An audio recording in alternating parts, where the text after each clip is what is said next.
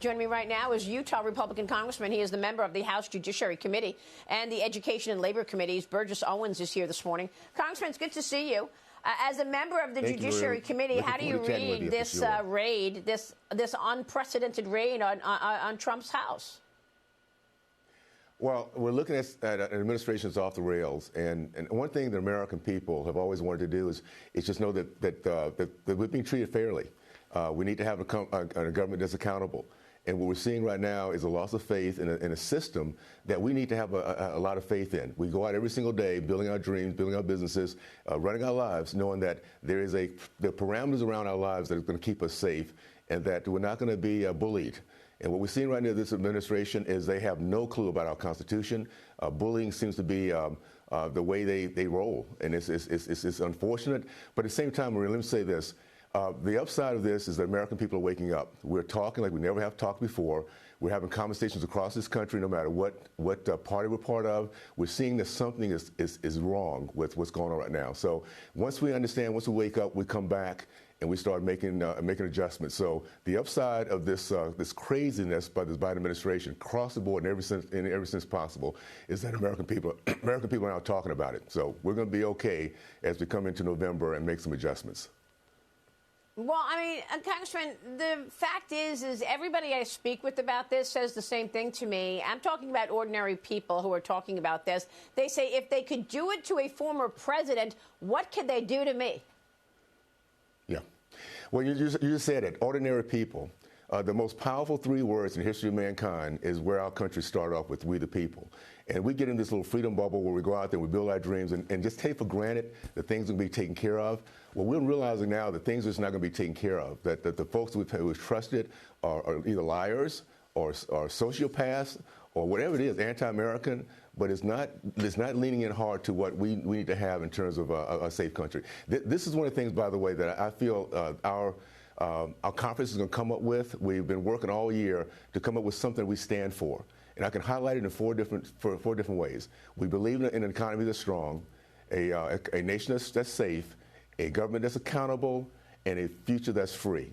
So get ready for the Republican Party to come up with ideas that we've been working on for an entire year of what we stand for. And American people are going to really drift toward that. And again, it doesn't matter which side of the aisle we're on. We all want the same things. And those four things I just mentioned, every American would love to wake up every single day and just have the understanding that our country is moving this direction. And we're not having people behind the scenes taking away our freedoms and trying to bully us as we move into our future. Yeah, and equally important is the impact of all of this bad policy. I mean, everybody better get ready to get audited. You got 87,000 IRS agents about to be hired with this $80 billion in the president's so-called Inflation Reduction Act, which does not reduce inflation. And then yesterday, White House Press Secretary Karine Jean-Pierre insisting that the Biden White House did their homework on this latest student loan bailout. Here's what she said, and she said it's fiscally responsible about 3 times. Watch. We see this as a fiscally responsible, balanced approach to doing this. Now, remember, people have said, why don't you do 50,000? We don't want to do that because we want to make sure that we do this in a fiscally responsible way. Again, not pleasing everyone, but making sure that we keep that promise, but also do it in a smart, fiscally responsible way. Yeah, but the problem is it's not fiscally responsible, Congressman. Here's what Maya McGinnis just told us from the Committee for a Responsible Budget. She says this adds up to twice as much or more to the deficit as was just eliminated from the Inflation Reduction Act. Your thoughts? Well, what you're seeing is a party, an ideology that has no respect for the way the American people think.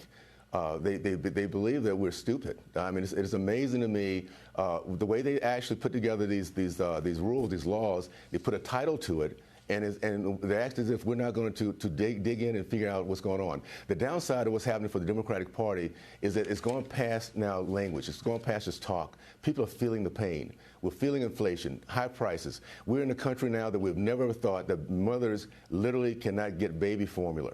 We're having 100,000 deaths at the border. I mean, I can go through the litany. Obviously, everything they've touched, including losing 13 of our brave soldiers in Afghanistan over a year ago. Everything they touch has turned south. So we're getting it, and we're not going to listen to their words anymore. By the way, this is one of the things I'm most excited about, Maria.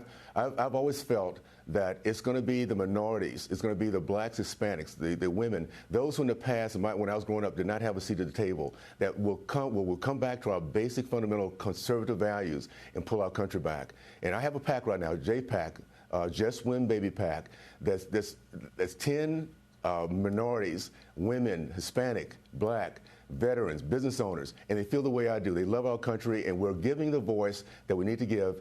And I believe as we bring our communities back, which we're in the process of doing, our country comes back, and we all win. I'm excited about where we are today. As tough as it is, we're finally talking together, and those minority communities are leaving the Democratic Party in droves, and we're going to get our country back because of it. Yeah,